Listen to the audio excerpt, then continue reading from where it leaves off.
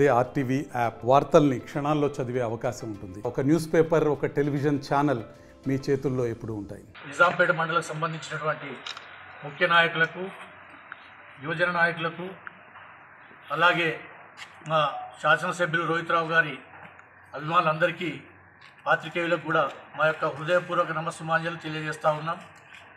నిన్నగాక మొన్న ఇక్కడ ఉన్నటువంటి ఒక అంటే కేంద్రంలో అధికారంలో ఉండి ఎంతోమంది కాళ్ళు మొక్కి బీఫామ్ తెచ్చుకొని డిపాజిట్ కోల్పోయిన వ్యక్తి మా శాసనసభ్యుడిపై అనుచిత వ్యాఖ్యలు ఎంఎస్ఎస్ఓ ద్వారా చేసినటువంటి సేవలను విమర్శించడం ఈ నిజాంపేట మండలం నుంచి మేము తగదు అని చెప్పి ఇతో పలుకుతూ, అలాగే మా శాసనసభ్యుడైనటువంటి డాక్టర్ మైనంపల్లి రోహిత్రావు గారు తెలంగాణలోనే అతి చిన్న వయస్సులో 26 సంవత్సరాలకే తను శాసనసభ్యునిగా 3 సార్లు శాసనసభ్యురాలైనటువంటి పద్మా దేవేందర్ రెడ్డి గారిని ఓడించి శాసనసభ్యునిగా ఎన్నికై నవ సమాజాన్ని నిర్మించాలనే ఉద్దేశంతో ఈ మెదక్ నియోజకవర్గాన్ని అభివృద్ధి బాటలో పయనింపజేసే ఉద్దేశంతో ఉన్నటువంటి మా శాసనసభ్యున్ని ఈరోజు నీవు ఒక డిపాజిట్ తెచ్చుకోలేనటువంటి వ్యక్తివి,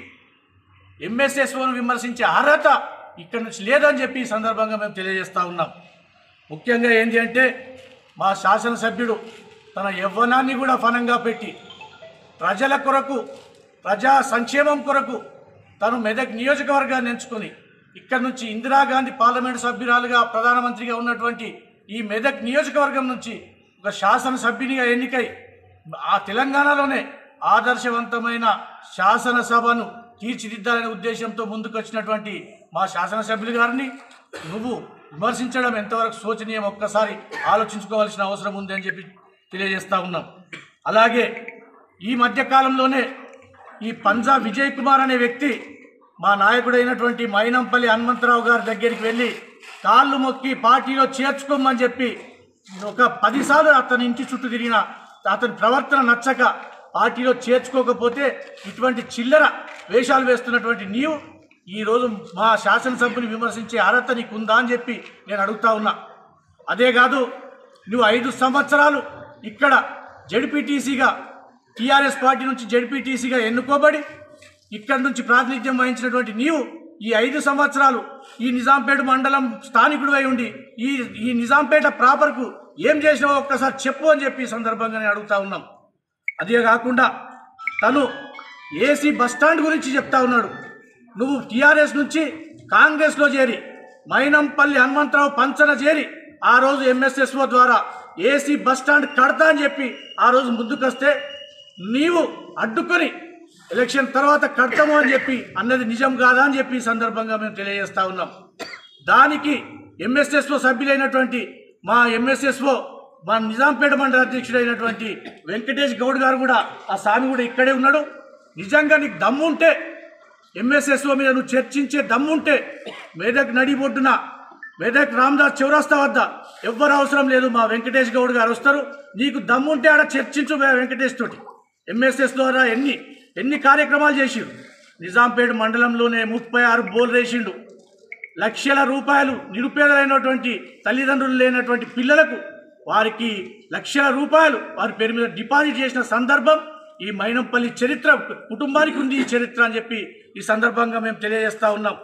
అలాగే మొత్తం మెదక్ నియోజకవర్గంలో 500 పైచిలకు బోల్ రేసి ఎంఎస్ఎస్ఓ ద్వారా 500 పైచిలకు బోల్ వేసినటువంటి ఈ మైనంపల్లి కుటుంబం గురించి నువ్వు మాట్లాడే అర్హత నీకెక్కడిది అని చెప్పి ఈ సందర్భంగా మేము అడుగుతా ఉన్నాం. తల్లిదండ్రులు లేని పిల్లలకు డిపాజిట్లు చేసిరు. విద్యా వైద్యం గురించి నువ్వు మాట్లాడుతూ ఉన్నావు. అసలు నువ్వు చదువుకున్నవా? కళ్ళు లేని కబోదిలాగా, చదువురాని వ్యక్తిలాగా నువ్వు మాట్లాడుతూ ఉన్నావంటే మేము ఒక్కటే అడుగుతూ ఉన్నాం. వైద్యం అంటున్నావు. ఇక్కడ ఏదైతే వైద్య విద్య కళాశాల మంజూరై క్యాన్సిల్ అయిన దాన్ని మా శాసనసభ్యుడు రోహిత్రావు గారి కృషితో మళ్ళీ మెదక్ నియోజకవర్గానికి వైద్య కళాశాల తెచ్చినటువంటి ఘనత మా శాసనసభ్యునిది కాదా? నీకు కళ్ళు లేవా? చెవులు లేవా? నీకు వినబడదా? నర్సింగ్ కళాశాల తెచ్చింది ఎవరు?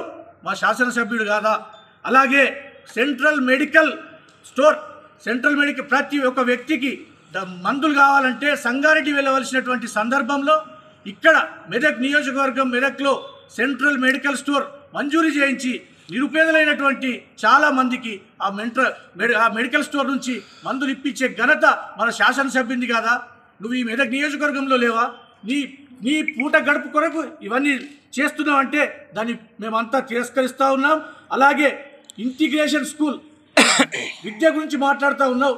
ఇంటిగ్రేషన్ స్కూల్ మంజూరు ఎవరు చేపించారు? తెలంగాణలో 26 స్కూళ్ళు మంజూరు అయితే దానిలో మెదక్ కూడా ఒక ఇంటిగ్రేషన్ స్కూల్ వచ్చింది, ఇంటిగ్రేటెడ్ స్కూల్ వచ్చింది. అది మెదక్ శాసనసభ్యుని ఘనత కాదా అని చెప్పి ఈ సందర్భంగా మేము అడుగుతూ ఉన్నాం. అలాగే నువ్వు చెప్తా ఉన్నావు ఎన్నో చేసినాం, మేము ఏదో చేసినామని. 5 సంవత్సరాలు నువ్వు జడ్పీటీసీగా ఉండి ఈ ప్రాంతం గురించి ఏనాడైనా పట్టించుకున్నావా? ఈ ప్రాంతంలో ఏదైనా అభివృద్ధి నువ్వు చేసినవా?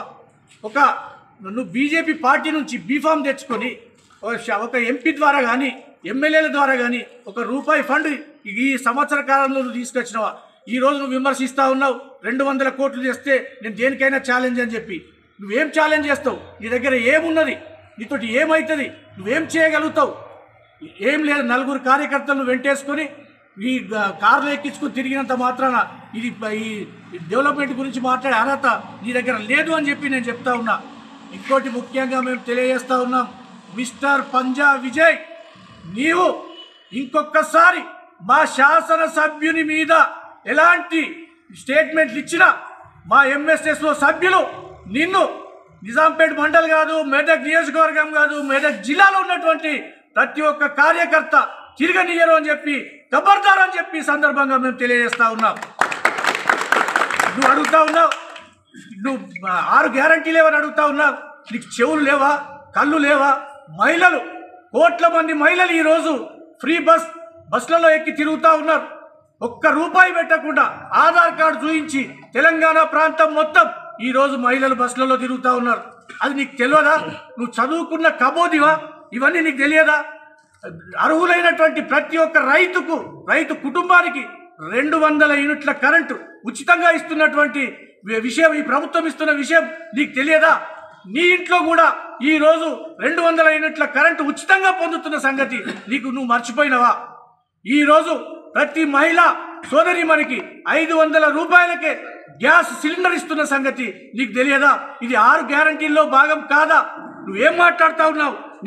నీ ఉద్దేశం ఏముంది నీకు? అసలు ఈరోజు సన్న ధాన్యానికి ₹500 బోనస్ ఇస్తున్నటువంటి చరిత్ర ఈ కాంగ్రెస్ పార్టీది కాదా అని చెప్పి ఈ సందర్భంగా నేను తెలియజేస్తా ఉన్నా.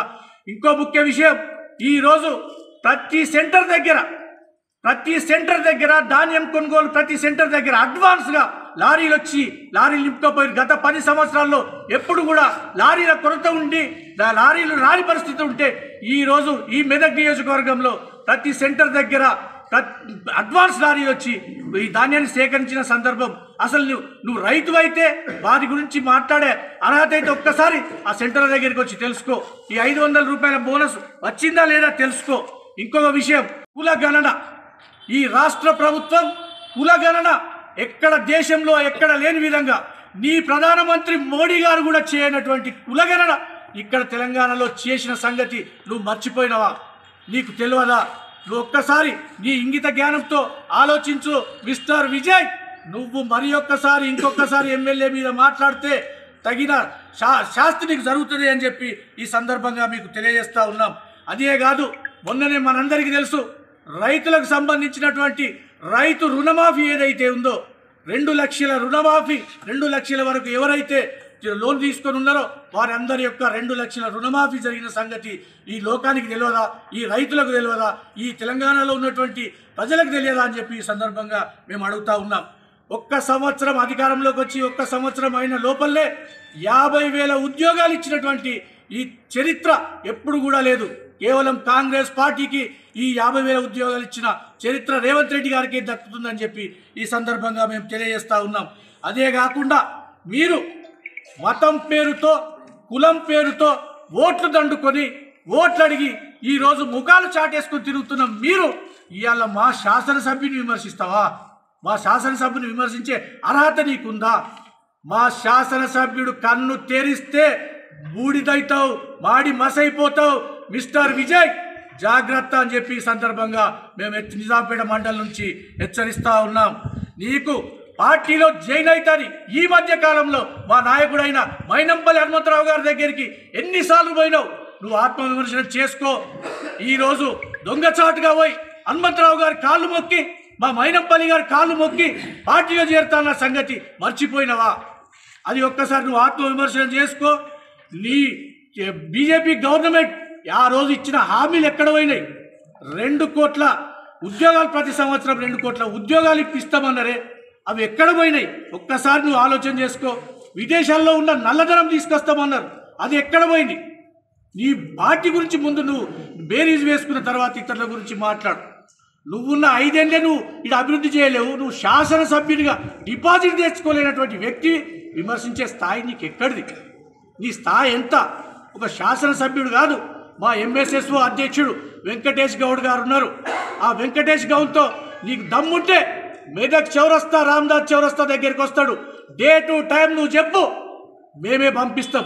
వెంకటేష్ గౌడ్తో నువ్వు చర్చించు, అప్పుడు నీ సంగతి ఏందో మొత్తం బయటపడుతుంది. మా ఎంఎస్ఎస్ఓ సభ్యులే వస్తారు, కేవలం కాంగ్రెస్ పార్టీ కార్యకర్తలు కాదు. మా ఎంఎస్ఎస్ఓ సభ్యులనే మీ వద్దకు పంపిస్తాం. నీ దగ్గర దమ్ము ధైర్యం ఉంటే డేటు చెప్పు, టైం చెప్పు, అప్పుడు వాళ్ళంతా అడిగి వస్తారని చెప్పి ఈ సందర్భంగా మేము తెలియజేస్తూ ఉన్నాం. ఇంకొకటి, విద్య గురించి మాట్లాడుతూ ఉన్నాం. ప్రతి స్కూల్కు టాయిలెట్స్ ఇప్పించిన ఘనత, మొన్న ఈ మధ్యలోనే ప్రతి స్కూల్కు టాయిలెట్స్ ఇప్పించిన ఘనత మా శాసనసభ్యునిది కాదా? అది చేయలేదా? అమ్మఒడి ద్వారా ప్రతి స్కూల్లో రిపేర్ జరుగుతలేదా? అసలు నీకు గ్రామాల్లో ఉన్న పరిస్థితులు నీకేమన్నా అవగతం అవుతున్నాయా? నువ్వు మాట్లాడే పద్ధతి, నువ్వు మాట్లాడే విధానం నువ్వు మార్చుకోకపోతే ఈ ప్రాంతంలో ఉన్న కాంగ్రెస్ కార్యకర్తలు నీ యొక్క విధానం మార్చే వరకు నీ వెంబడిస్తారని చెప్పి ఈ సందర్భంగా మేము తెలియజేస్తా ఉన్నాం. జై కాంగ్రెస్. మరిన్ని వీడియోస్ కోసం ఛానల్ ని సబ్స్క్రైబ్ చేయండి, లేటెస్ట్ అప్డేట్స్ కోసం వాట్సాప్ ఛానల్ ని ఫాలో చేయండి, అండ్ లింక్ డిస్క్రిప్షన్ లో ఉంది.